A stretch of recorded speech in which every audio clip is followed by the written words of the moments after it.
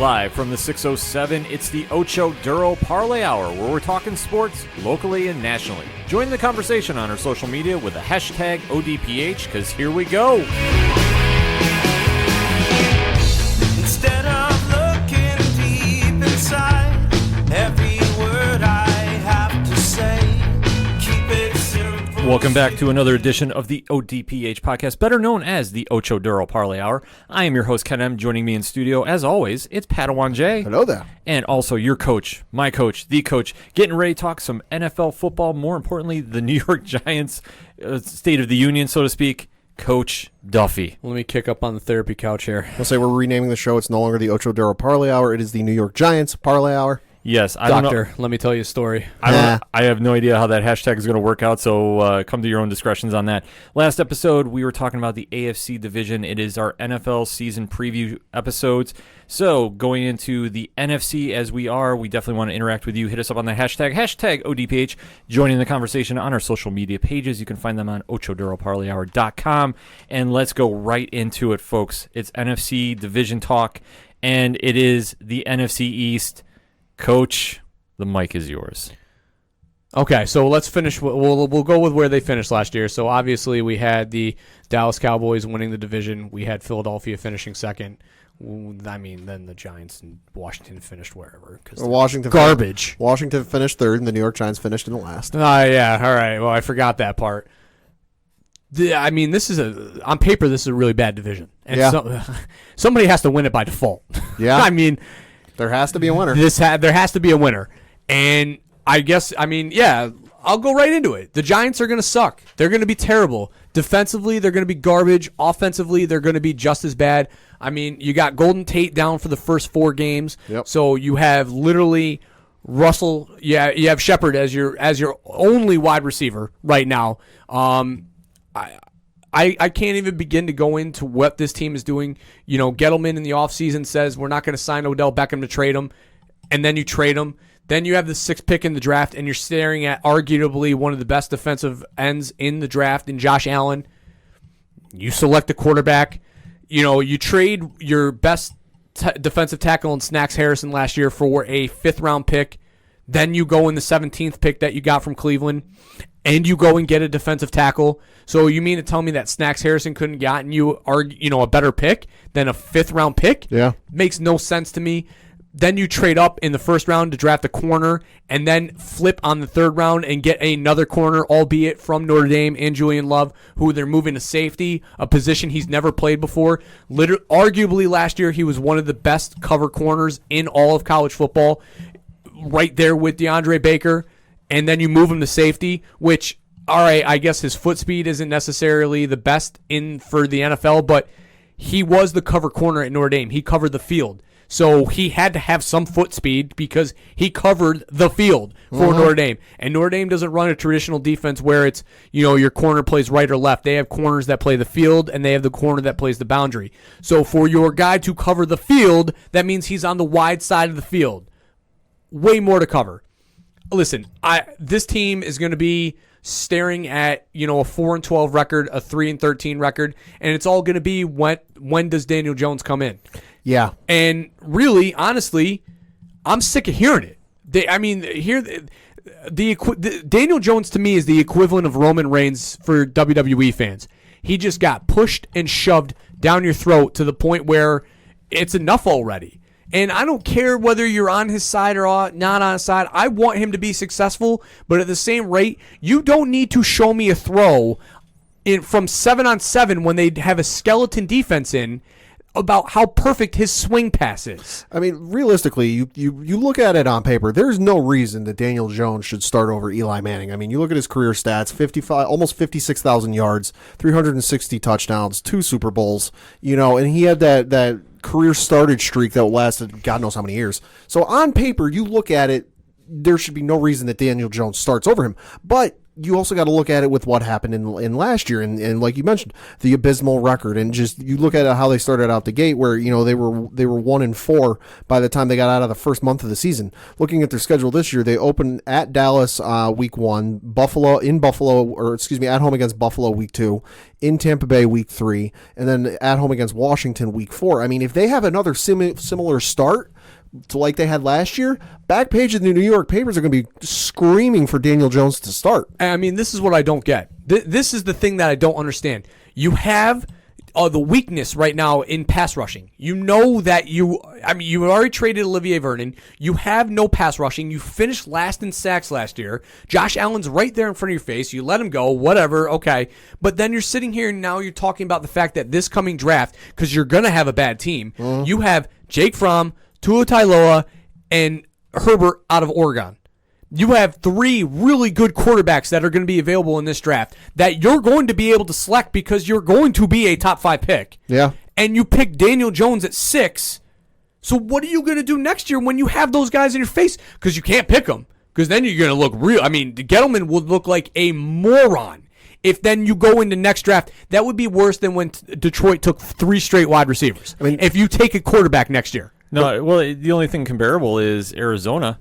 Yeah. Taking Kyler Murray after you went all in on Josh Rosen. But there was a coaching change, so there was that BS, so there's that whole situation. But, I mean, you're sitting here and you have what you need, and that's beside the point, because then you draft Daniel Jones 6, but then you sit here and you say, Eli's my guy, Eli's my guy, Eli's my guy. He's the starting quarterback. Then why select Jones when next year you're going to have, because Fromm's a better quarterback than Daniel Jones. Jake Fromm's great. I love him. Tua is a winner. Obviously, he got benched last year for Jalen Hurts. Jalen Hurts is going to be in the draft next year, too. So, I mean, you got 4 really good quarterbacks, and then you select Daniel Jones. Yeah. There's no easy road for the Giants to have a good record this season. I mean, you look at their schedule. There's no stretch of games you can look at and go, all right, these 3-4 games, they'll win at least 2 of them. There's a chance they'll pull out a third one, but there's one in there, you know what, they'll lose. I mean, okay, yeah, they've got Arizona week 7. They're playing Arizona at home week 7. But after that, they travel to Detroit week 8, and then they play Dallas week 9, and the Jets week 10. Okay, they got their bye week 11. They come out the bye week, and they got to play Chicago, Green Bay, and Philly. It's so perplexing. Like, I don't understand what they're doing. They say that there's a game plan, but you can't see it. You mean they're not watching the tape? I mean, they're not watching anything. They're not watching tape. They're not watching anything. Because you sit here and then you trade Odell Beckham. You have a void at wide receiver. Yeah. Okay, sure, you signed Golden Tate, who's a slot receiver, not an outside, not an X or a Y. And then you have DK Metcalf sitting there while you're drafting at 17, and you pick a defensive tackle that you don't need. It literally is. So when we talk about Dorsey and what he's doing in Cleveland and building a franchise, and then you look at Gettleman, who's just like, that joke from South Park where they were talking about how the Simpsons make episodes and they just throw things at the wall, and the sea and the whatever water animals throw balls at them, and that's how they write episodes. That's what Gettleman's doing as a general manager. He's just like, let's see if it sticks. Oh, let's sign Golden Tate. Perfect. The ball landed. Yeah, there's just so much uncertainty. Even though it's not even uncertainty, it's just there's so many. Just what are you doing? But the hype videos. Yeah, I mean, hey, listen, Daniel Jones threw a great 17-yard pass with no defense on the wide receiver. Well, fantastic. Listen, he's real good at checkdowns. Yes. Oh, I mean, hey, he went 5 for. Did you guys know that he went 5 for 5 against the Jets? No. Now hold on, he did go 5 for 5 against the second string defense, but let's not talk about that. He went 5 for 5 against the Jets. Did you guys know that he went 7-9 last week and threw a touchdown? I mean, he had 2 fumbles, but let's talk about that 1 touchdown pass. It was on the hype video, so I mean, seriously, you have guys coming out right now. Like the hype is so bad that there's literally guys coming out saying these throws that he's making. I mean, the timing and the way that these passes are coming. Guys like Tom Brady can't even make those throws. Bull. Shiitake mushrooms that he can't. I mean, it's dumb. It's dumb. It's stupid. It's ridiculous. The only bright side on the Giants right now is Saquon Barkley.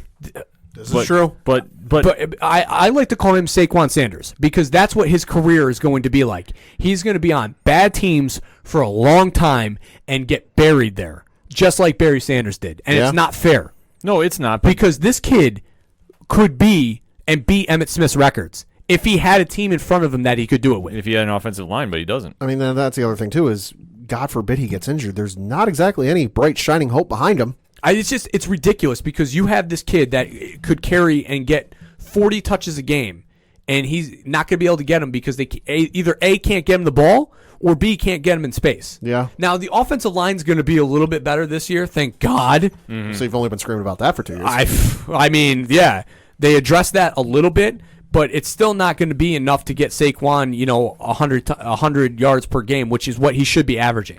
Yeah. It's going to be a lot of question marks for New York. A lot of them. I feel that felt therapeutic. I was I know gonna I've say, done that a lot, but that felt good. And the rest of the division's terrible. If we ever do, if we ever do Patreon, we got to just have you just ranting on the Giants for that. A weekly. I really weekly. should. Yeah, I know. It might For come up the in Giants, discussion. and I mean, listen, I don't want to just trash on the kid because it's the easy thing to do. Like, obviously, I'm a Giants fan. I want him to be successful. Yeah. But at the same time, you cannot sit here and have your market team and your media team be like, listen, we need to pump him up with as much positivity as we can because our fan base is literally loathing this kid. That to the point where it's like it's too much. Yeah. Well, it's just considering how messy the divorce was last year, and with how Eli was treated, with the former regime. And I know with Schumer taking over as head coach, he's got to have some time to work. But it was just like I said, last season was just so messy. And to be fair, I like Schumer, and he's not getting a share fake either because Gettleman's killing him. Gettleman's going to get him fired. Yeah. So I mean, you can only just say there's just so much uncertainty with the Giants that. I mean, really, what bright spot is there other than Barkley on your fantasy teams and maybe Evan Ingram? Really. That's taking over for the Odell Beckham void. Well, he played better with Odell out of the lineup, so I mean that's something that you got to think about. But now without Golden Tate in the lineup for the first 4 weeks, I mean somebody's got to catch the ball. Yeah, I'm banking on being Evan Ingram. That's why I picked him so early in our draft that we had. Stolen from me. I did, but I mean ultimately. This team's going to finish 4-12 if they're lucky. Yeah. And I mean, and then on the flip side of it, I mean, then you talk about that first week 1 game against Dallas.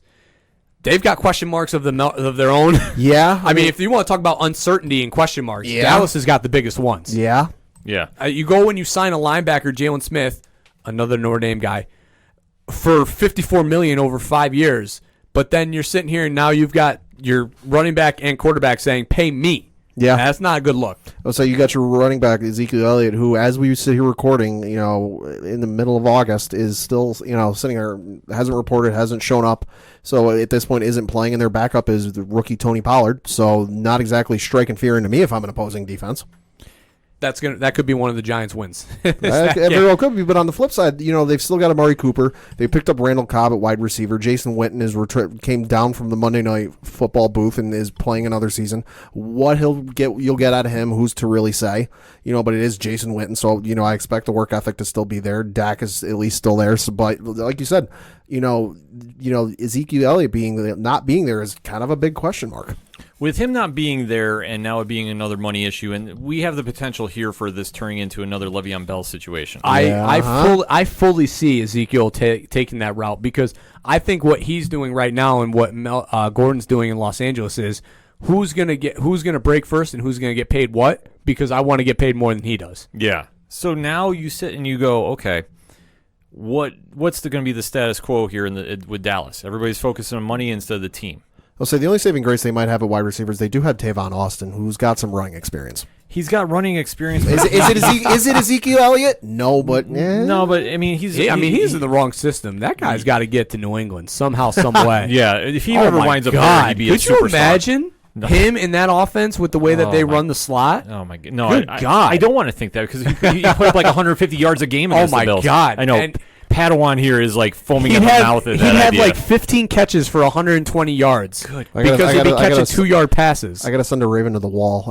The King of the North needs to do something. Yeah. Yeah. Watch. I swear, if this happens, Pat's going to come down here with a Tavon Austin Patriots jersey in a heartbeat. I mean, he's going to... And listen, Dallas is going to have a long year, too, because if these contract disputes continue into the offseason, it's going to be a headache. And Pittsburgh saw it. Yeah. And Pittsburgh fans can tell you what it was like because it wasn't a lot of fun. I mean, looking at their schedule out the gate, they open, like we said, open against the Giants in week 1. Week 2, they travel to Washington. Week 3, they play Miami at home, and then week 4, they travel to New Orleans. So luckily, they could be 3-1. Yeah. But on the flip side of that, they could also be 1-4, or 1-3, I should say. They got an interesting end of the season, too, now that I look at it. Week 15, they play the L.A. Rams. Week 16, they play the Phillies at home, and in Philly, I should say. And then they close out the season at home against the Washington Redskins. I mean, that's a win.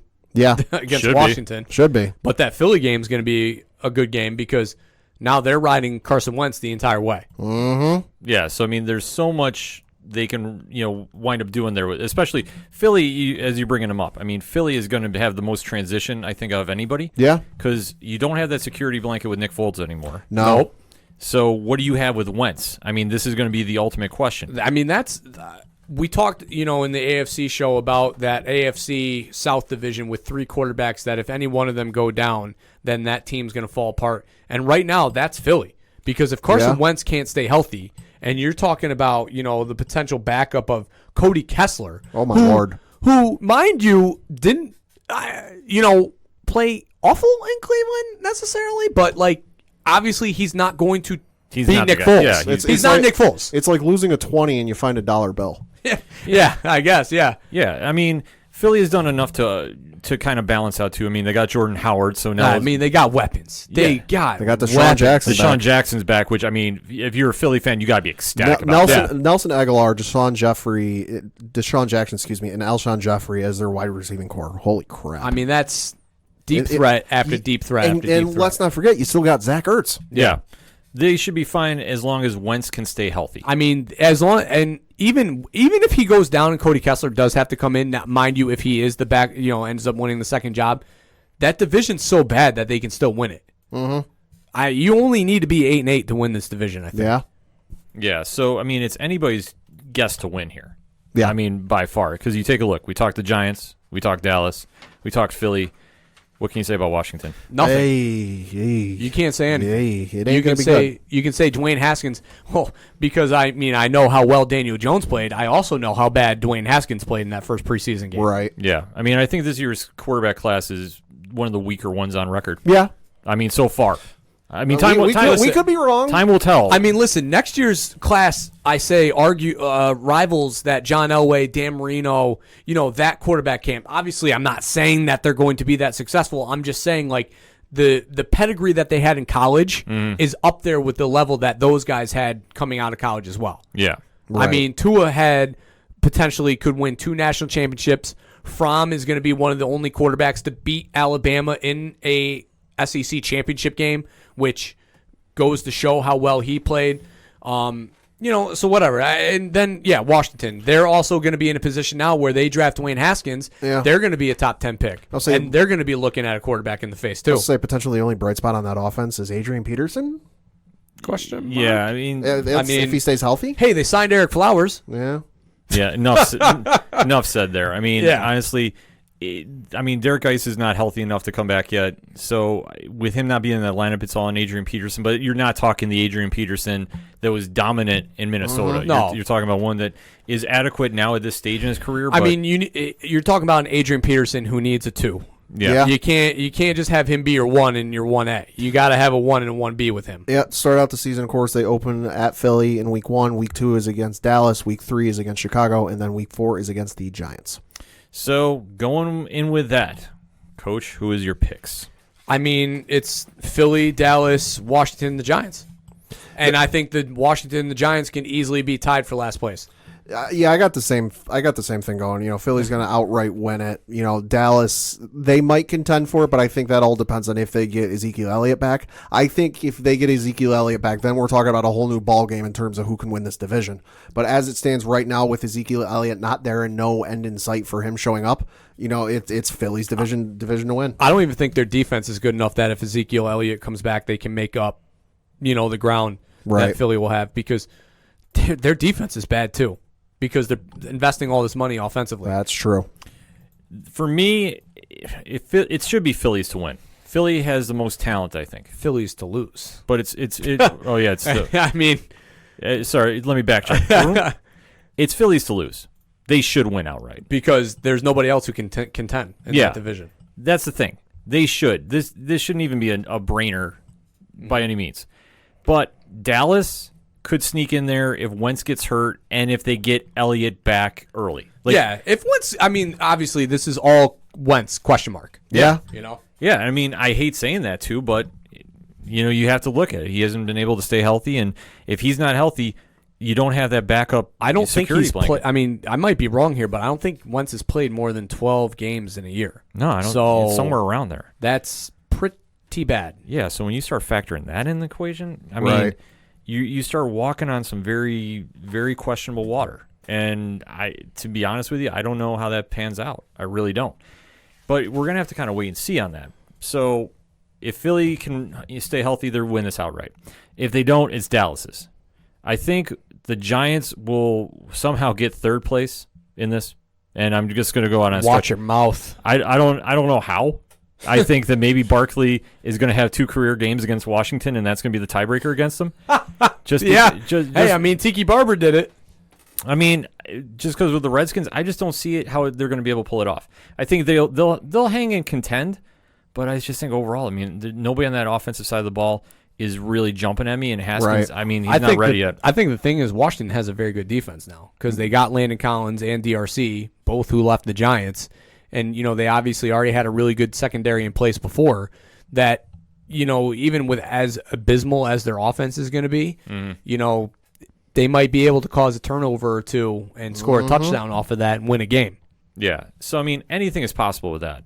And like I said, it should be Phillies outright. But I mean, this is literally the worst division in football. Oh yeah, by far. Yeah. Yeah. I mean, I was almost going to say the NFC West, but no, I can't. No, you can't. I have to say it's this one. Denver and Oakland are bad. Yeah. The Giants and Washington are real bad. Yeah, the AFC West is pretty bad. The NFC West, I think, was going to be pretty bad too. But the NFC East is taking the cake right now, in my opinion. Yep. But let us know what you think. Hit us up on that hashtag ODPH. What is your thoughts on the NFC East? We're going to take a quick break, come back, and talk a little more football with you. 2, 3, 4. What's up, nerds? And my name is Rich. And I'm Derek. And together we're 2/3 of the Three Fat Nerds podcast, and we're here to tell you about a convention that we are actually sponsoring in Oneonta, New York. On October 4th and 5th in Oneonta, New York at the Oneonta Foothills Performing Arts Center, Sci-Fi and Horror Fest will take place. And at Sci-Fi and Horror Fest, you can see Courtney Gaines, star of Children of the Corn. And the paranormal heartthrob, Dustin Para. And of Jill Whitlow, who is in a movie that you really like, right? The greatest comedy of all time, Mask. How did he fit into that Dodgers cap? Of course, there'll be a ton of more other people. Of course, our friend Rusty Gilligan will be there. Len Oddity will be there. And of course, our favorite MVPs of Sci-Fi Horror Fest, Freestyle Confections, giving you all those tasty treats. All that and so much more. Tickets start at $10 for the weekend, $6 for one day. You can get your tickets at sci-fi-horrorfest.com, and please follow them on Facebook, Sci-Fi Horror Fest. We hope to see you in Oneonta on October 4th and 5th for Sci-Fi Horror Fest.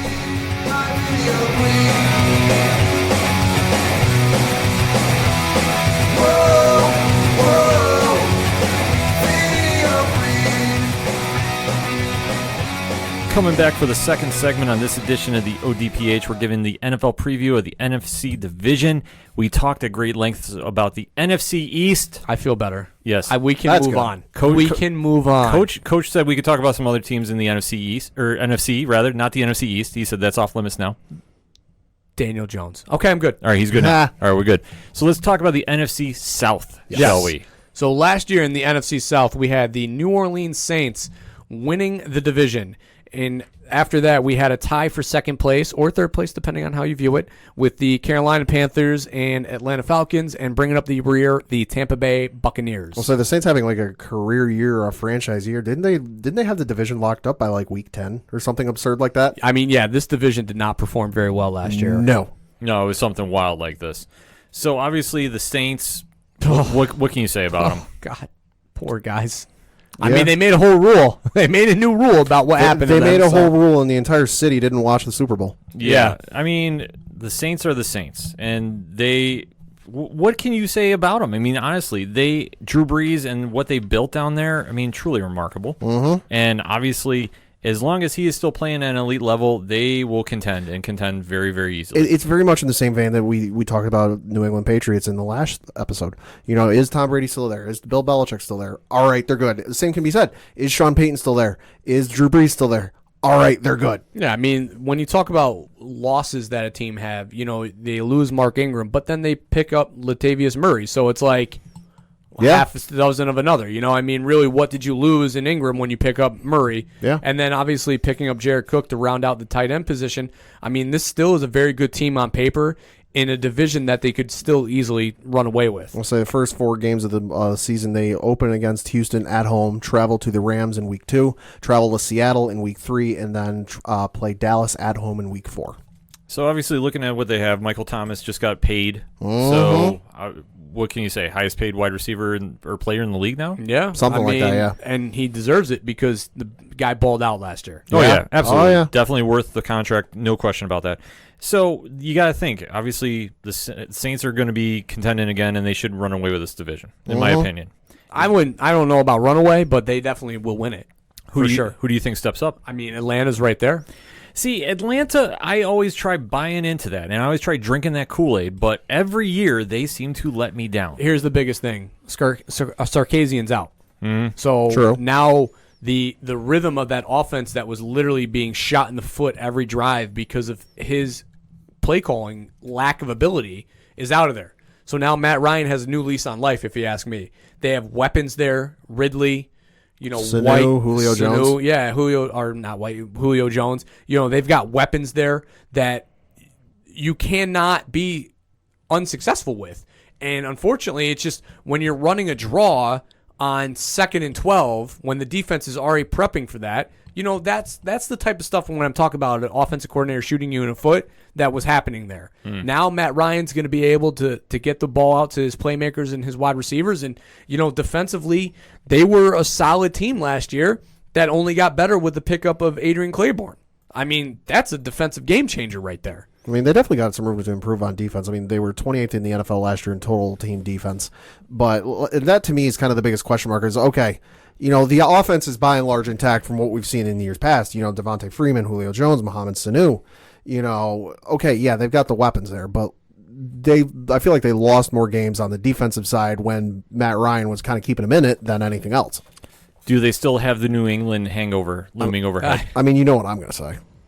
Coach? At this point, you have to move on. Yeah.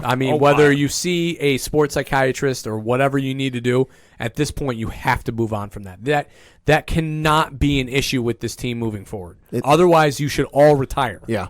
It's going to be very interesting first month of this season. They open at Minnesota in week 1. Week 2, they play Philly at home. They travel to Indianapolis in week 3, and then week 4, they play Tennessee at home.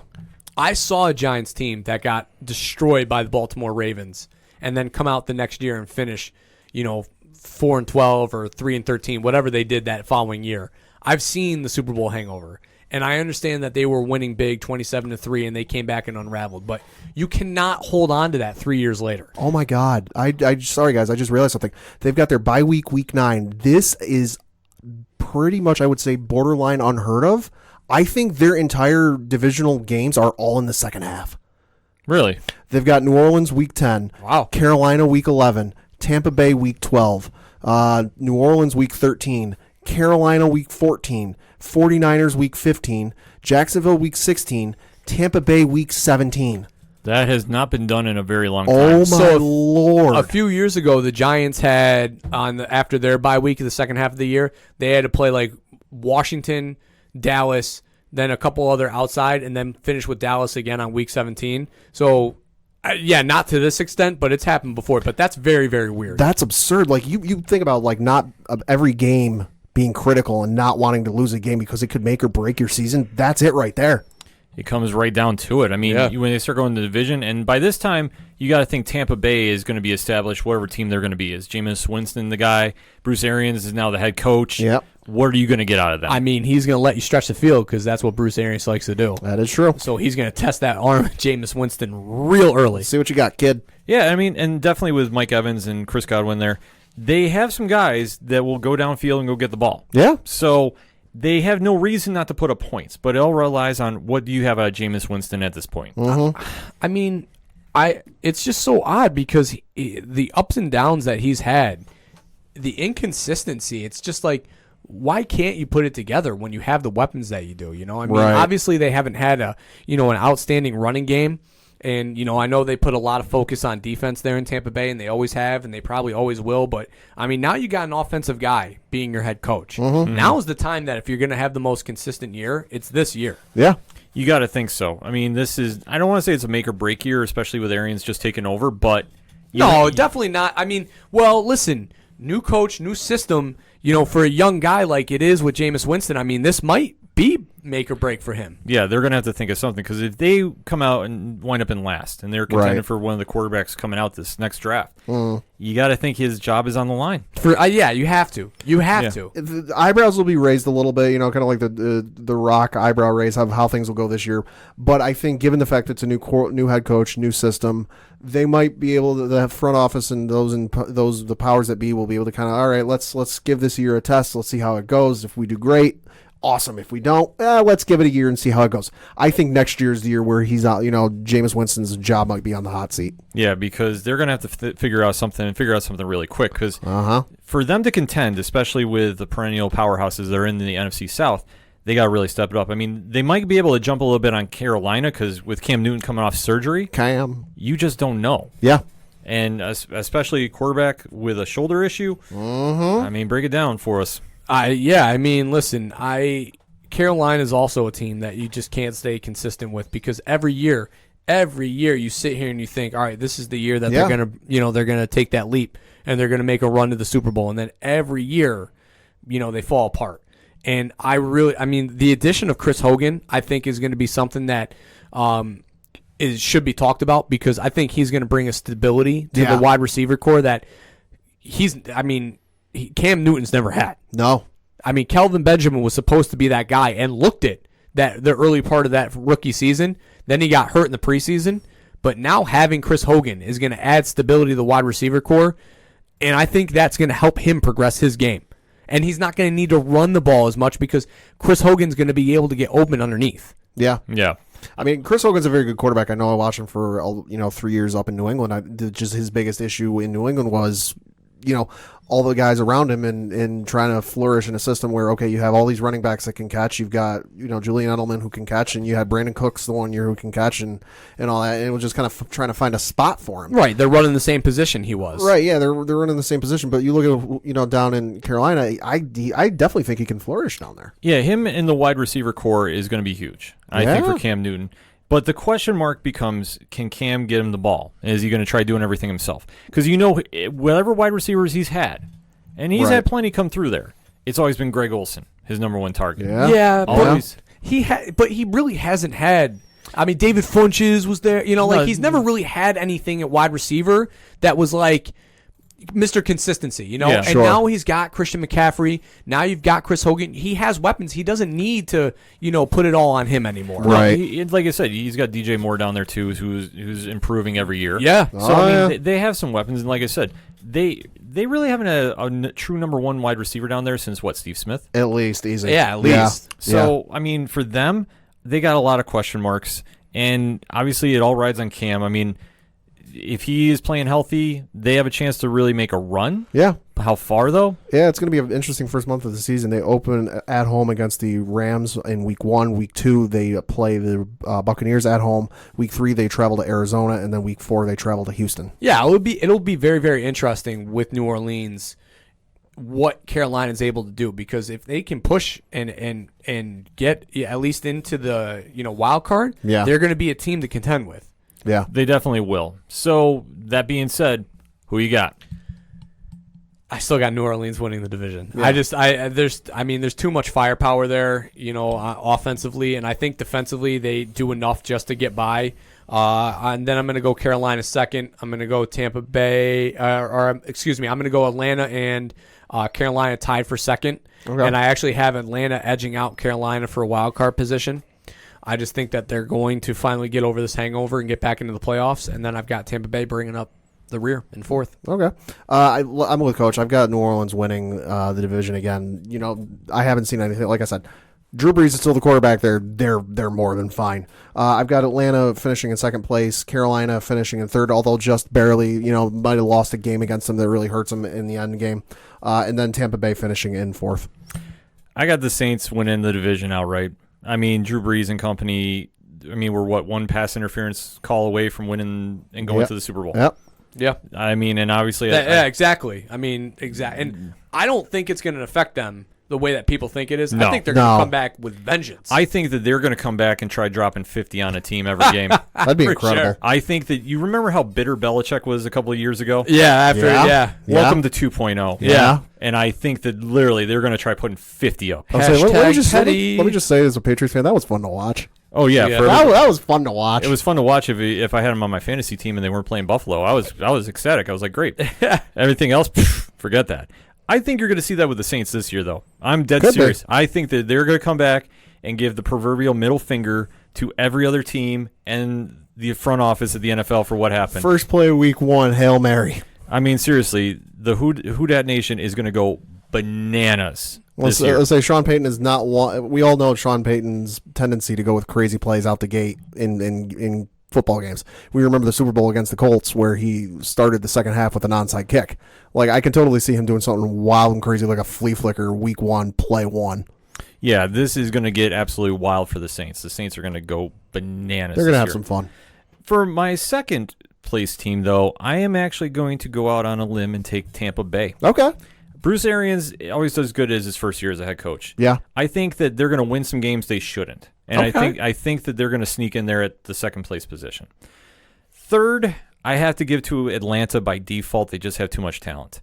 They'll contend, they'll hang in there, but I don't know at this stage if it's enough to get them over the hump and get them into a wild card talk. So I'm going to say they're winding up in third. And fourth, honestly, Carolina does really nothing for me. If Cam's coming off surgery, if he's not in that lineup, their backups don't really impress me enough that they're going to really hang in there. I think they'll win some games here and there, but they could be in one of the quarterback position talks at the end of the year. Mm-hmm.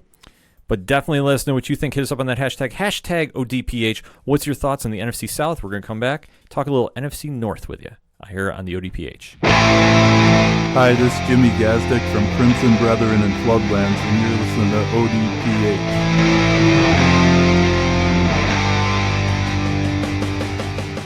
Coming back for another segment here on the ODPH, and we are talking NFC football. The NFL is kicking off very shortly, so we got to give our annual preview episode. So taking a look at the NFC North. Mm-hmm. We got Green Bay, we got Minnesota, we got Detroit, we got Chicago.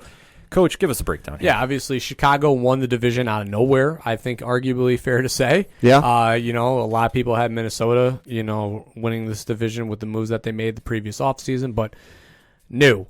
Then in second place, we had Minnesota finishing in second, then Green Bay, and then Detroit. So looking at this, I mean, obviously Green Bay, Aaron Rodgers, it's a new era. Mike McCarthy is not there. The implosion. The implosion that's going on there. Mm-hmm. And now, where do you go from here? Matt LaFleur has taken over the reins, but you still have Aaron Rodgers. Aaron Rodgers, arguably the best quarterback in the league. Aaron, yep. Yep, you can make that argument. So it really doesn't matter who you have in the wide receiver corps. You got Devontae Adams, Geronimo Allison. So you have players there in that position. The running game has always been a little suspect, but their offensive line just holds enough. Yeah. And there's a lot of pressure on Rodgers to pull it off. Mm-hmm. Defensively, they bend, but they don't break. I mean, some games they play really well, and others you kind of really question. So that being said, Green Bay is going to, as long as Rodgers is on the field, they're going to be in there. Yeah. Listen, if I have to pick a quarterback at the end of a game, to give me a game-winning touchdown, obviously I'll go with Brady. But if I need an end game, Eli Manning, right? Oh, of course. If I need an end game, I thought Daniel Jones. Listen, Eli Manning's done it too here. All right. If I need an end game, 3 seconds left, I need a 60-yard Hail Mary in coverage. Then not Eli. Then I want Aaron Rodgers. I'm still picking Aaron Rodgers over Tom Brady in certain instances. Yeah, listen.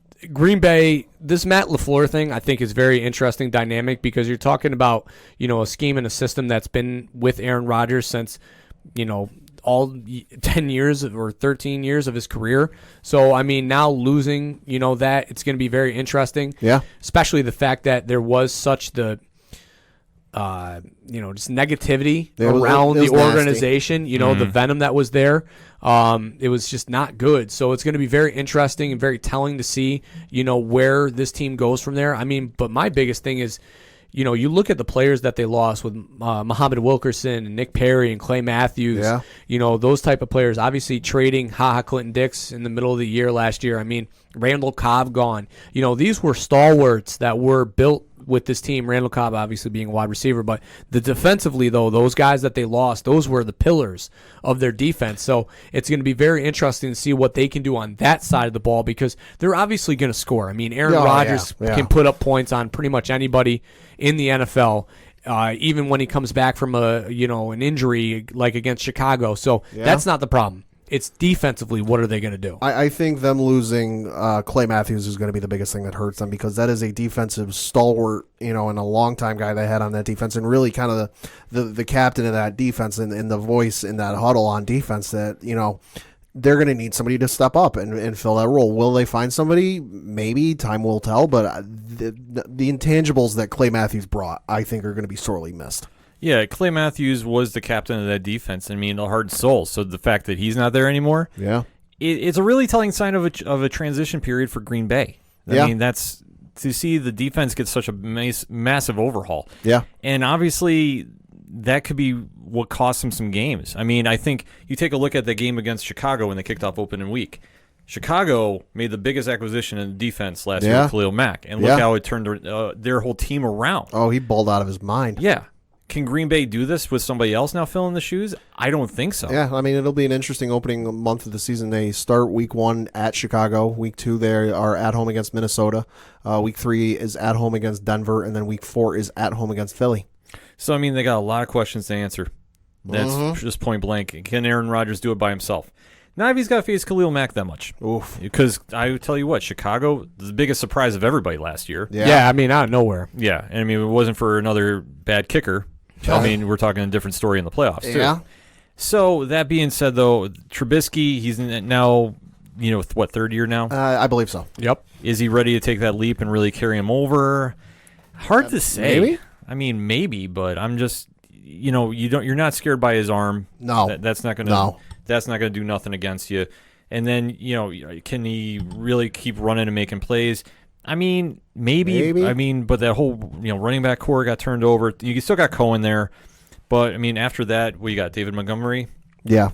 I mean, he's third round pick from what, Iowa or Iowa State. Yeah. Yeah. He's from Midwest, so shout out to everybody out there. So that being said, back on that, huh? Yeah. Oh, I'm going back on there. So, but that being said, they still have a talented team. Can they contend? I mean, that defense is lights out, so you can't go wrong with that. Yeah. No matter how you go in comparison. Is it enough to get them the division? I mean, we're gonna find out when they open the season. Of course, they open against Green Bay, like I mentioned. Week 2, they travel to Denver. Week 3, they travel to Washington, and then week 4, they are at home against Minnesota. Their bye week is week 6, and the interesting thing is coming out of the bye week, they play New Orleans, Chargers, and Philly, and then Detroit. Yeah, I mean, listen, they defensively are going to win games, and I mean, really, this could be like that Baltimore team that beat the Giants with Trent Dilfer as your starting your starting quarterback. You're only going to need to score 17 points. Yeah, with the way that this defense plays, maybe 20 at most. So I think that they can do that. Do they have a kicker that can do that? Put up the field goals? I don't know, but I don't know. Jury's out. So didn't they just cut a kicker a couple days ago? Yeah, they cut the Notre Dame kid. Yeah, so listen, I don't know. I there's a lot of question marks on this team. Defensively, they're very, very good. I mean, it's just, what is Trubinsky going to be able to do that's going to be able to carry this team to the next level? Because that's where this team, they will go as far as Trubinsky carries them. Trubisky is definitely going to make that next step up and really start carrying the offense and kind of helping out the defense in that if he doesn't make that next step and he's not able to really get the offense on the field and chew some clock up, you're going to see a lot of 3 and outs, and then the defense is going to be on the field a lot, which is going to leave them gassed at the end of the game when it's crunch time, and you need a guy like Khalil Mack just wreaking absolute havoc. Well, and he ain't got to worry about that because he's going to do it regardless. Well, yeah. I mean, he has the potential to be the league MVP this year, in my opinion. That's true. And he's going to have a lot of weight on his shoulders to do. Yeah. Trubisky, is he going to be the guy? I mean, that's the overall question because you're going to need an identity for that offense. Mm-hmm. Is he that? I mean, I think he's going to be the guy. I just don't think that he, again, he's not going to win you games, and he's not going to, and he could lose you games. Yeah. So the thing is that their defense is good enough to make up for the fact that he might throw an interception, where other guys that we've said the same thing about don't have that luxury. They have good defenses, but they don't have this bear defense. Yeah. So at the end of the day, do I think that they're going to win, and make a run? No. Do I think that they're going to give teams a hard time, though, on their way to the Super Bowl? Yes. I agree, too. I mean, they got a lot riding onto it, and it's a heck of an investment where they took Trubisky in the draft. So they got to make sure they get some pay out there and definitely get some playoff wins out of him. Mm-hmm. I mean, it's not a $90 million investment that Minnesota did with Kirk Cousins. Yeah. So taking a look at that team, Cousins is back. I mean, he has to be. Yeah, well, he's locked in there. I mean, what can you say about Minnesota that sounds like a Lord JR has not said? Skull. Yes. I mean, I'll say it. They're a bad football team. Yeah. Yeah. I mean, at the end of the day, you brought in a guy who you were assuming was going to win you a Super Bowl ring right away, and then he comes out and just throws duds. Mm-hmm. And then you hear fact. I mean, you saw the arguments on the sidelines with the wide receivers. Mm-hmm. They're not getting along, and that's a problem. I'll say they're not going to have an easy time this season either. Their bye week isn't until week 12. Yeah, so they have a lot of work to do. Cousins now has to really get a hold of that team. I mean, whatever's going to happen. Well, I mean, it's more than that. They got to come. Them as a team need to figure out whatever the problems are and get that worked out. Yeah. I mean, Dalvin Cook will be back. I mean, obviously, he now has the sole position of running back. Latavius Murray's out of there. So it's going to be his job to get that ball. Well, Dalvin Cook got to stay healthy, too. Yeah, that's true, too. And that's another question they got. I mean, Thielen and Diggs are going to get you solid numbers no matter what. Rudolph's an adequate tight end. So Cousins has weapons. The defense is solid, but they've been shown to. I mean, I'm not going to say drop the ball, but underperform. They have that tendency to do that. So I mean, anything is possible in that scenario. Yeah, I just don't know what you're going to exactly get. So looking at them, I mean, they're not striking the fear they did a couple years ago when they had the big run and the miracle catch that Diggs ran to the house to get him to the NFC Championship. Right. Yep. They're a step removed. Can they reclaim that step? I don't know. I don't think so. I mean, it's not looking good right now. No, they can't. I mean, do you think that they're in better position than Detroit? No, I don't. Break it down for us. I mean, listen, I think that while Detroit has had its up and downs, I definitely think Patricia has built and laid the groundworks and foundation of that Belichick style that first year, and you saw a lot of improvement from this team. Yeah. Yes, they lost some bad games, but they also were in some games that they probably shouldn't have been. Yeah. Matthew Stafford probably is not going to be the guy that gets them to the championship, unfortunately, which I'm sure Patricia would like him to be that guy because he'd probably like to have him in place. But at the end of the day, I don't think they have enough pieces to carry on. But at the same time, I think that they're in a better position than what Minnesota's in right now because their quarterback with Matthew Stafford isn't as much of a liability as Kirk Cousins is. Yeah, they definitely got some good things going on defense, and that's Patricia. Patricia's a defensive guru. He's a defensive-minded guy. So even if it's not, big AAA 5-star rated, names on defense, they will still ball out of their mind. He will still get the most out of those guys that he can get. I mean, that's what he did in New England. Look at the tape and look at the record. Offensively, though, I mean, you look at it, it's kind of like, you got some names, but it's not exactly anything that's going, that's going to give you some real promise there. Yeah, Detroit's kind of a puzzling team. Yeah. They have the potential, but they just never seem to really bring it. No. I mean, Stafford does what he can. He's always been a team guy. He's never complained about the lack of a running game. I mean, he's going to put his head through a brick wall. Yeah, if you're a Lions fan, you have to love him. Yeah. And he definitely has never complained about being in Detroit. He's never asked for out. So he's going to give you everything he's got. Mm-hmm. But looking at that offense, I mean, Kieran Johnson, C.J. Anderson, who they got from L.A. Yep. I mean, the running back core should be a little better. Theo Riddick's there. Wide receiver wise, I mean, they got Danny Amendola if he can Yeah. stay healthy, Marvin Jones. They have some pieces, and I know they traded or drafted high for T.J. Hawkinson, who he could be the next coming, or he could be Eric Ebron when he was in Detroit. Yeah. I mean, we don't know. Yeah. So if they can get that figured out, especially with the defenses in that division, primarily Chicago. Chicago is your litmus test for defense. Yeah. If Stafford and company can put up some points against them, they shouldn't have too big of a time against the Green Bays and Minnesotas. Right. Am I saying they're going to win the division? No. No. But am I saying can they contend in that division amongst the 3 other teams? Yes. I definitely think that. Look at Chicago. This division slipped up, and then Chicago came out of nowhere. Yeah. Could that happen with Detroit? Why not? Yeah. I mean, why not? I mean, they've got a very solid defense that they've made some big pickups this offseason. They have a decent offense that if one of these teams slips up, they could very easily sneak their way into it. Yeah. So it's going to be really interesting to see how they pull this off. And obviously, Patricia's got some work to do. Can he get the guys motivated enough that they can really make a run? Jury is out. But we'll give you our verdicts. Coach, how you got this division playing out? Yeah, I got Green Bay finishing in first. I've got Chicago getting my other wild card and finishing second.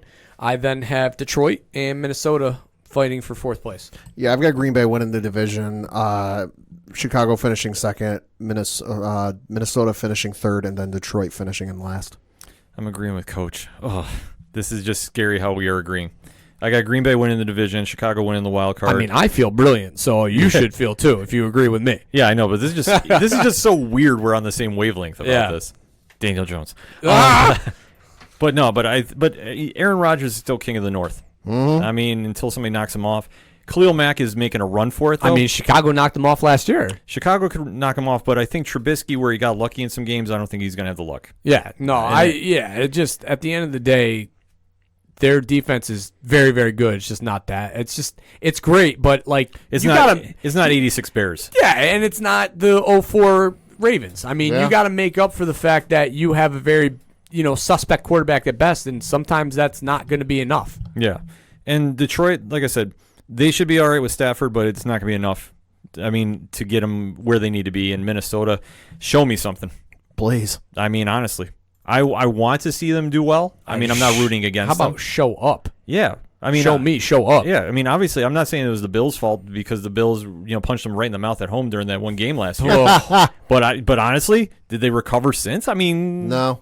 Well, they haven't been the same since that NFC Championship game against Philly. True. Yeah. I mean, that one had so many high hopes on it, and then just all kind of even with the Kirk Cousins signing, it was like boom, and then the Buffalo thing happened, and then it was just like. Oh. The wheels came off. Yeah, so Minnesota got a lot of questions to answer. But we gave you our picks for the NFC North. Hit us up on that hashtag ODPH. Where's your predictions for this division going into the season? We got one more division to break down. Let's take a quick break and talk the NFC West when we come back. The ODPH is proud sponsors of RoberCon 2019, happening September 28th and 29th. Don't miss out on Binghamton, New York's biggest sci-fi, fantasy, and gaming convention of the year. For badge details and more info, check out robercon.org. Coming back for the final segment on this NFL preview edition, talking NFC West football here on the ODPH. So, Coach, why don't you kick us off? Yeah, last year we had the Los Angeles Rams winning the division, finishing in first place, followed by the Seattle Seahawks. Then in third place, you had the San Francisco 49ers, and rounding up the rear, the Arizona Cardinals. Mm-hmm. So, taking a look at it, the Rams went to the Super Bowl. Mm-hmm. I mean, obviously, they did. Did they show up? Well, they were physical attendance for the Super Bowl. They were in there physical you go. attendance. I mean, if anything, the New England Patriots showed you how to beat that vaunted Los Angeles Rams defense, and that's just simply put a slot receiver in there like a Julian Edelman, and he will run all over them. Yeah. You don't believe me? Look at the stats. I'm just saying, the Rams looked shell-shocked. Yeah. I mean, they just looked like they got punched in the mouth and had no idea how to retaliate. I thought that McVay was going to come out and just coach the game of his life, and he let me down. Mm-hmm. Well, like I say, if you give Belichick 2 weeks to prepare for anybody, you need to play perfect. This is true like 98% of the time. Yeah. There's a few blips, but yeah. The 2% is Eli Manning. Yeah. True. True story. Facts. Yeah. But Jared Goff emerged. Todd Gurley played out of his mind, even though he did start tailing off at the end of the season. Stop. No. Oh, that's right, fantasy-wise. Yeah. So, I mean, when you kind of throw that in there, it really makes for a difficult situation of, like, where did it go wrong in that Super Bowl? But they still had the weapons there. I mean, they still got Brandon Cooks. Cooper Kupp is still, Robert Woods. That wide receiver core is still looking nice. Yeah. I mean, the only kind of question mark I have on the running back side is they don't have that security blanket for Todd Gurley behind him. No, I mean, they got, what, Darrell Henderson? Yeah, right now penciled in at number 2. Yeah, so, I mean, as a third-round draft choice, it's a solid pick. Yeah. And obviously you need to get Gurley some assistance. Yep. He's already putting a lot of tread on the tires, as they say. So the most telling thing to me is the losses defensively, because that defense, especially up the middle, was pretty solid. Yeah. Now you're talking about losing Sue, who was right there, and just defensively, it's what are they going to be able to do with the players aging? I mean, obviously Donaldson is, up there with Khalil Mack as far as being an elite defender that can change a game. But is he going to be able to do it on his own? Because, I mean, Sue was able to clog up the middle, that Donaldson was able to kind of avoid some of the double teams. Yeah. Is that going to be the case this year?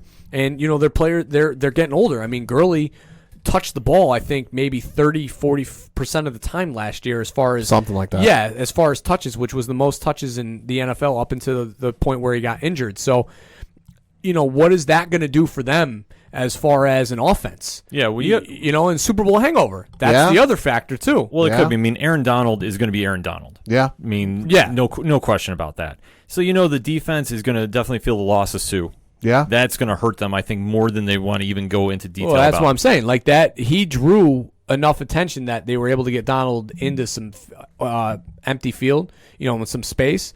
That might not be the case this year. No, and I mean, they're definitely going to get tested out the gate. They open week 1 at Carolina. They play New Orleans at home week 2. They travel to Cleveland in week 3, and then week 4 they play Tampa Bay at home. So looking at that, I mean, LA's got a lot of questions. Can they repeat? Because I think last year they snuck up on a lot of teams. So I remember that Giants game where they definitely didn't sneak up on anybody. They came, knocked on the front door. Well, that's the but I think when you talk about the preseason though, and kind of looking at how they were coming in.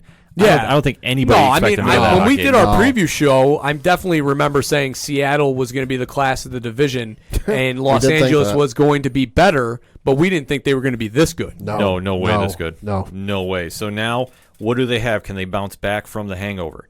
That's the ultimate question. I don't know if they can or not. I mean, it's possible. Jury's out. Looking at the division, I mean, they did have some key losses, but you also have to look at the other teams in the division that have key losses. Seattle comes right to mind. Oof. I mean, obviously, they went through a very big transitional stage, and, I mean, take a look at their wide receiver core. I mean, losing Doug Baldwin. Huge. Yeah. And Russell Westbrook got paid. Russell Wilson, sorry. Thinking Seattle basketball. Yeah. Sorry. We're talking hoops here. I'm looking at something. But looking at Russell Wilson, he got paid. Yep. And where is this team going to be moving forward? I mean, I love the pick of DK Metcalf. That could be huge for them. No pun intended. Losing Baldwin might be a loss, but I mean, when you get a wide receiver as dynamic as Metcalf, I think he can be. I mean, that makes up for that. And then, offensive line obviously is always a question mark. They always have. Yeah. They're always probably going to be. It's just not an importance for them when you have a quarterback who can scramble and get outside the pocket and extend a play. Yeah. You see a similar thing in Green Bay. They have a similar offensive line where it's just not a priority. They're going to be better this year. It's not going to be the worst offensive line that they've ever had, but it's not going to be, an elite level. I mean, at the end of the day, can they push Los Angeles to win this division? I think so. Why not? Yeah, I mean, you like you said, the most interesting thing to me about this team is their pick of DK Metcalf at wide receiver, because I mean, we've all talked about his size and his muscle and everything else. Like, the man should arguably be down low playing against LeBron James and Anthony Davis in Los Angeles. Like, running tight end. See, I'm not the only person thinking basketball. Yeah. Like he should be in the NBA down low contending for rebounds, but instead he's catching balls in the NFL. That to me is probably the most interesting thing, because I can't think of a time we've had a receiver of his physique show up in the NFL. I mean, Terrell Owens. Well, yeah, probably. David Boston? I know. He was a big boy. I know I'm throwing it back with that one. Yeah. But when I see him, that's who comes to mind. I mean, Yeah. T.O. was big, but he's T.O. also was- big frame, too. Yeah. T.O. was big, but he also I didn't see photos of him without a jersey or I mean, David pads on and go, Boston. my God. Yeah. David Boston's really throwing it back. Yeah, man. but That's I'm a just name. saying, but you talk about Yeah. a wide receiver that was just that physically built. Right. Yeah. I mean, Metcalf can fill that role, and he's going to need to, I think. I mean, Yeah. you take a look at that team, and, I mean, Carson and Penny as your running back core, not really the scariest 1-2 punch, but they'll put up some yards. I mean, they just got to stay healthy. That's going to be the biggest question. I mean, you just got to get open. Yeah. That's all you got to do. Russell Wilson's going to be able to get you the ball. Yeah, I mean, You just got to get true. open. with Wilson in there, they're definitely going to make something happen. And then obviously that home field advantage that they have up in Seattle is Huge. One of the best in all of sports. Is it enough, though? That is going to be the real factor. I mean, because with LA, with the season they had, Seattle, transition. Definitely. Yes, yeah. I mean, Seattle really last year was such a year of flux. Yeah. You know, from probably thinking that they were going to be able to run away with the division to all of a sudden the Rams coming out and really having a coming out party as far as being the dominant team in that division. So now you got to kind of look at it like, you know, where are we in this? And then San Francisco, you know, also right there on the cusp of what are they going to be able to do? Because last year they were looking like they were going to win the division, and then Garoppolo went down. Yeah. Yeah, I mean, they're another team that, I mean, what John Lynch has done as GM out there, you have to applaud because he has really been making some smart moves. I would say savvy. Yeah, I mean, I can't disagree with that. I think the Garoppolo trade definitely came out a win for them. Yeah. Because, and obviously this is prior to him getting hurt, but, you know, there was a lot of question marks before that trade as far as what he was going to be able to do as a quarterback because he'd never played, you know, Right. being behind Tom Brady. And then he comes out and plays lights out in the first 4 games of that 2 years ago. Yeah. And then he came out the gate hot last year until that injury. Yeah. Yeah, so if they can recapture some of that magic, and like I say, Frisco is coming on at the right time. They're kind of going in where the expectation level isn't through the roof. That they can make mistakes, but they really find their way. Well, I mean, To a there's degree. there's some expectations. Well, this there's year. some, but I'm saying Yeah. in comparison to like the Rams. We'll Right, say. right. Well, yeah, but the Rams are also coming off of a Super Bowl performance, and they're coming back with Yeah. their quarterback tearing their ACL. Right. Yeah. So, I mean, there's going to be a lot of eyes on them and whatever they wind up doing. That They- first preseason game didn't make me have any confidence, though. No, it didn't, but I don't put any real stock in preseason. I mean, that's just me. I mean, I don't put any stock into it either, but when you throw 3 interceptions Yep. and go 1 for 13, Yep. I've got an issue with that. I was saying normal circumstances. If it's like, all right, you're 2 of 5, 1 of 6, and like you got a pick and maybe a touchdown. And you only did 1 drive. Okay, that's fine. That's okay. It's preseason. But like Coach said, when you got those stats and it's one game and it's preseason, eyebrows are raised a little bit. I mean, you're definitely to throw 3 interceptions like that in a preseason game. There's definitely a lack of confidence in yourself I was like, 'cause you're not because exact- you're probably getting pressured and you're throwing the ball. I'm away. saying you're not exactly facing every starting player on the opposing defense. I mean, my God, Daniel Jones went 5 for 5 against the Jets' second string defense. I Okay, mean, people. You do know, they make the trade? I didn't hear that. Do you make the trade? Do it. Yeah. But with Frisco, I mean, they have a lot going on. The Niners, I think, can really make some moves this year. I think they're going to be a sleeper team to watch. I think, yeah, if you want to talk about how like the Bills could be a sleeper in the AFC, I think that San Francisco is easily as comparable to the Bills easily. I would say as San any Fran- other team. They're not going to have an easy season either because their bye week is week 4. Oof. I would much rather get. I mean, I know it's a tangent, but I'd much rather have a week 12 bye than a week 4 bye. Yeah. Because I mean, you're just coming off a preseason. You know, you probably didn't play it all week 3 weeks 4. and hey, have a 1 week vacation. Yeah, and Yeah. then boom, you got 13 straight weeks of getting your head kicked in. Yeah, it's like you're working your job and you had a day off and it's like, oh hey, you work a shift and oh hey, you got a day off tomorrow. Yeah. What was the point? Yeah, the bye weeks are always kind of interesting how they map them out. So for San Francisco, they can definitely sneak in, and I mean, they don't have an easy road coming out, but can they really make a run? It's going to be interesting to watch on their end, but I think a lot of eyes are going to be pointed towards Arizona to make the big move of getting Kyler Murray as the number 1 pick. We have talked about this on previous episodes. You can go through the catalog and listen where we stand on that. But obviously, with the new head coach in there, with Cliff Kingsbury, this is a very... I mean, what can you say? It's going to be an interesting year. Yeah. they're going to be a complex team to talk about. And that's just being honest. That's putting it nicely. Yeah, because I mean, you still have David Johnson if he can, Yeah. and if he didn't get hurt, He still is putting up numbers with one of the worst offensive lines in the league. Yeah, but here's the problem, though. Is Kingsbury going to give him the ball? Well, now we don't know. Yeah. See, now it's that weird phase where we kind of go, what are they going to do? Because you have a new coach in. It's not really his style. He likes airing the ball out. Well, that's what he's known for. Yeah, That's what he was at Texas Tech. Right. So but that's the thing, though. When you bring him in, I feel like you have to, when you interview him, know his style and system and know that you have arguably a top 10 running back in David Johnson, top 10. Is that fair to say? Yeah. So you got to utilize your weapons. And if that's one of your weapons, you have to use them. And is he good at catching the ball out of the backfield? Absolutely. He's probably one of the better ones in the NFL. But at the end of the day, he's a north-south guy. Yeah. And it can't just be north-south out of a shotgun. It's got to be north-south out of a single back, out of an I formation. He's got to be lined up behind the quarterback. Whether that's the pistol or whatever, it's fine, but he's got to be behind the quarterback. It can't just be a handoff to the right and then go. It's going to be kind of interesting to see how this factors in, because especially if you're looking at the wide receiver core, you still have Larry Fitzgerald there. But he's in Father Time. Yeah, Father Time is up against him as well. You have Kristen Kirk, and you have Andy Isabella. And then your tight end, you have Ricky Seals-Jones, and Charles Clay is on that roster too. Interesting. So that being said, you still have Chandler Jones on the defensive side of the ball. Beast. Who's playing He's a beast. lights out there. Where does Arizona fit in this I'll say equation? if I'm seeing this right, they also got T Sizzle. Terrell Suggs is out there. T Sizzle's there. So, I mean, obviously they've added a couple parts out there. I mean, where they fit to me is the fourth place. Yeah. I mean, right now. But, I mean, depending on where they finish and what they do in the draft next year and how my biggest X factor isn't Kyler Murray. It's not the defense side of the ball. It's not David Johnson. It's Kingsbury's play calling. Yeah. That's my question mark, because the preseason's only going to show you so much that I actually want to see it executed in week 1 of the season.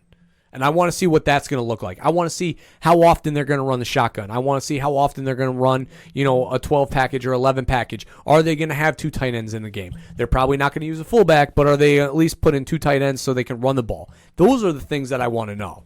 he's really going to have to switch up the offense and really show us something. Yeah. Because right now, I mean, you have the number 1 draft pick. You got rid of Josh Rosen.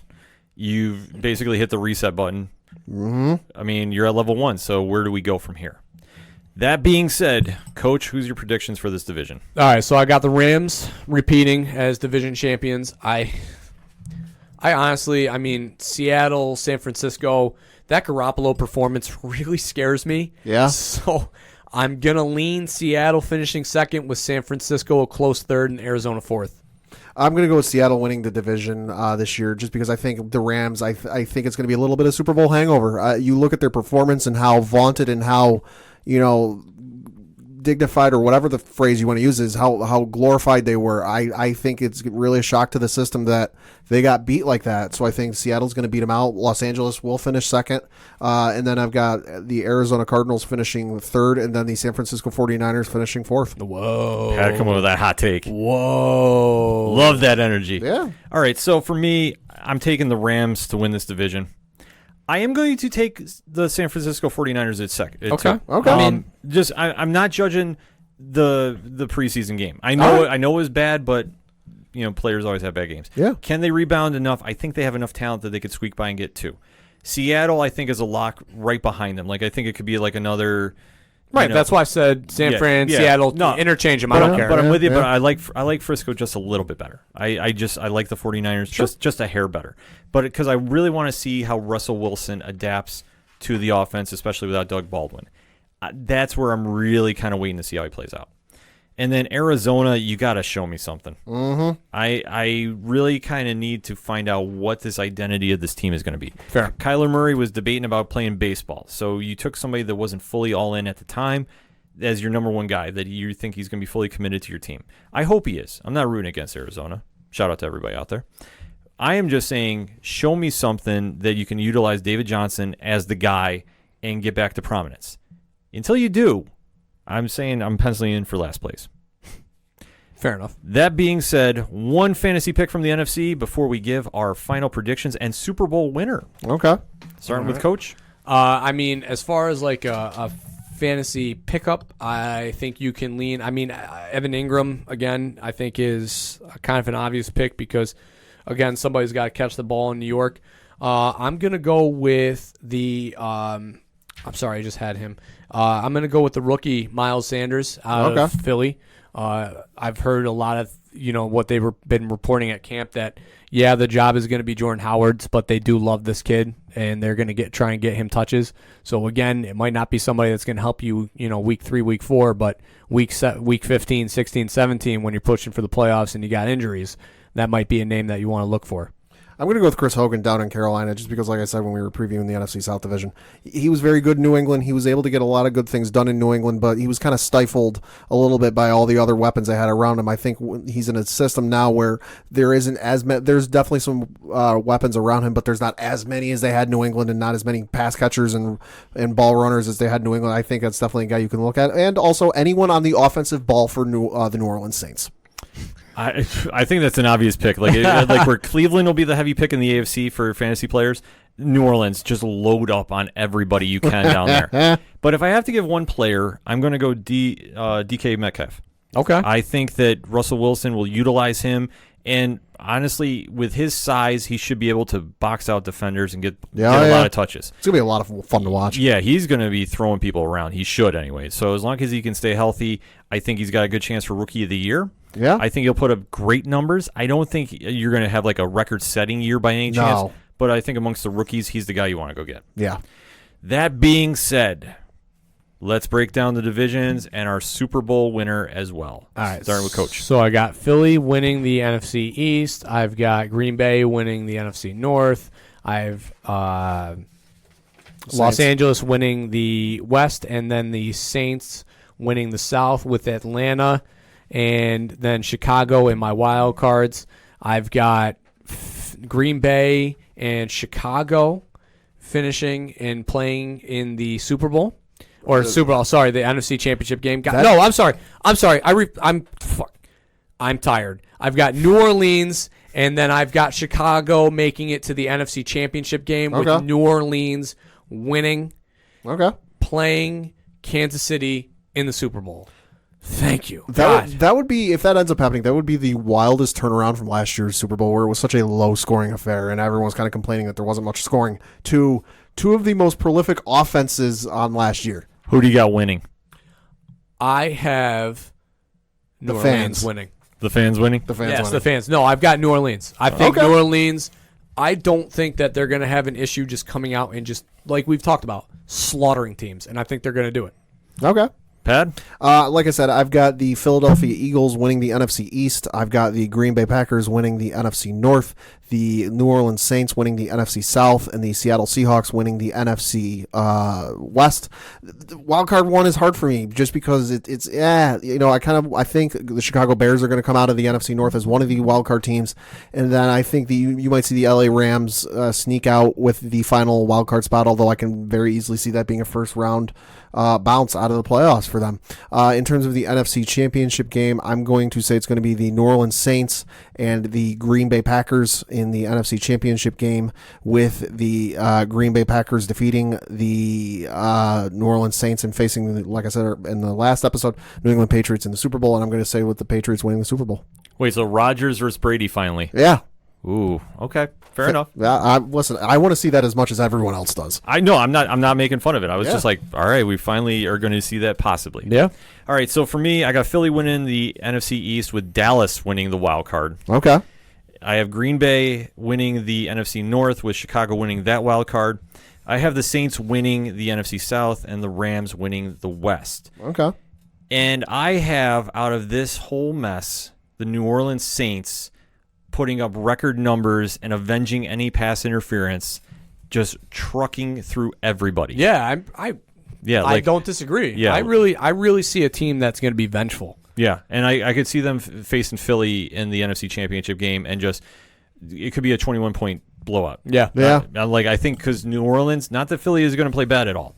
I just think the New Orleans is going to come in with the biggest chip on their shoulder and just see red everywhere and want to go for the jugular and just annihilate teams. So for my Super Bowl pick, it's going to be a black and yellow one because I have Pittsburgh. Oh, my God. I have Pittsburgh. No, I took Pittsburgh last one, but I'm taking. I know you did. I'm taking the Saints in this one. Oh, okay. Yeah, well played. Who did you think? I mean, they're black and gold, but okay. Not black and yellow. Well, black and gold, black and yellow. Sure. Yeah, they're interchangeable. Yes. Except if you're a main animal Spartan, it's definitely gold. Yes. Either way, my pick is Pittsburgh, and my pick is New Orleans. See, so I did pick Pittsburgh. So I was throwing my arms up in air for a reason. Yeah, you were. I told you last episode I was. If you listened to last episode, which I highly recommend you do. Oh, my God. We've been recording for a few hours, folks, so just bear with us. I'll say before we finish up here, I do want to point out the Thanksgiving Day games because I know those are ones a lot of people have circled. This year it is the Chicago Bears at the Detroit Lions at 12:30 p.m. on Fox. Okay, good nap time. You've got the Buffalo Bills at the Dallas Cowboys at 4:30 on CBS. I mean, for you, that's going to be a Hell game. yeah. I'm taking a I'm nap excited on for that one. And then to close out the day, you've got the New Orleans Saints at the Atlanta Falcons at 8:20 on NBC. That'll be a fun one to close out the Oh, night. yeah. See, that's the only game. I was not happy with the these games this year. I'm all right for Buffalo getting there finally. Buffalo should be interesting. Buffalo hasn't played there since the long time. Jim Kelly era. At least. So I'm excited to see it. Yeah. Could Josh Allen get one of those Thanksgiving Day trophies they hand out? All right, who's winning the Super Bowl? I hope Ken, so. Now that I'm still, let me guess. Pittsburgh. No. Ooh. No. Drew Brees and company are going to continue the road of vengeance or whatever you want to define it as. You are not welcome in Cleveland right now, by the way. I can hear them now. Well, Baker Mayfield is screaming your name in the locker room right now. Hey, listen, if Cleveland gets there, I'd be okay with it, but it doesn't matter who gets there, honestly. Drew Brees and company are going to be wanting to send a message to the NFL. This is much like when Brady and company wanted to send the message after Deflategate. Yeah. You are going to see a very vindictive team, a very focused team, and as long as Drew Brees can physically throw the ball more than 20 yards, a high-scoring team. Sure. Because I know, like last season, he lost a little zip on the ball, but was it crucial? I No. mean, that zip was very well made up for by that running game. Yeah. So I think they'll be more than adequately capable of putting up some points. So, like I said, this is going to be like. It could be like a 41-36 game. Yeah. For the Super Bowl. Easily. Pittsburgh is going to be playing, like I said, without the shadow of Le'Veon and AB following them. They're going to be playing fun football. And if they can beat Cleveland to get there, it'll just show that they're back. If they don't, well, it doesn't matter. New Orleans is winning the chip, period. And you can't tell me otherwise right now. But as we dig into the season, you know we're definitely going to be talking about that. We're going to be talking about it on Locks and Leaps, which will be announcing the names this week on Facebook who's invited to participate. I got to defend my chip. Yes, you do. Ugh. So So mad by that, too. So we will be announcing that on Facebook. So definitely check out our social media accounts. You can find them on OchoDuroParlayHour.com. The music you heard this episode is at a Fair City Fire, and you can find links for all the music you hear on the same webpage as well. You can also find out about the blogs. We'll definitely have some other non-NFL topics up this weekend on Parlay Points, so definitely check that out. Final thoughts on the NFL season before we close out, Coach? I'm just glad football's back. I miss it. I miss her so much. She's such a nice, delicate flower in my life that Saturday and Sundays are going to be busy again. So I'm glad to have football back. It'll be nice to see another banner raised in Foxborough. But at the same token, Yankees are in the playoff contention, so I've got that going for me. It's a good time of year. Yeah, I mean, the only thing I have to root for is Notre Dame right now because, I mean, just the Giants are going to be bad. So at least I got them Irish, baby. Fall sports is a great time of year. Uh-huh. I mean, a diehard Yankee through and through. Yeah. So obviously, when the Yankees are winning, baseball's fun to watch. For the Bills, that's the only way baseball's fun to watch. Oh, is yes, if the Yankees are winning. Yes, it's true. If it's not, I got no time. I start looking at fantasy football teams. Oh man! But that being said, the Bills are going to look like an actual, turnaround. They could contend. Bills Mafia, get the tables ready. What's that look like? Oh, we'll show you. Ouch. We're going to show you this season. Ouch. I forgot. Yeah. It's been so long. It's all right. You got Daniel Jones to guide the way. But football is just a great time to get involved. If you're doing fantasy football, good luck to your teams this year. And if you're not, you should definitely check it out. I mean, it's definitely worthwhile if you really want to get into the NFL. Albeit, though, it will consume you. Yeah. It consumes you a lot. Yeah. Coach and I could do an actual Patreon blog about this. Yo, I mean, waiver wire Tuesday mornings is like the most dreaded time of the week. Rough. Yeah, it definitely is, but it's definitely a fun time if you're into sports to definitely get involved and check it out. We gave you a lot of reasons to go do it, so hey, let us know how your team is going to do this season. Hit us up on our social media, hashtag ODPH. Sound off about your team. We definitely want to know about it, because that's all we got for this week. So for your coach, my coach, the coach, Coach Duffy. Good night and enjoy football. For Padawan J. Daniel Jones. I'm your host, Ken M. Thank you, as always, for listening to the ODPH podcast, better known as the Ocho Duro Parlay Hour. We'll see you next time.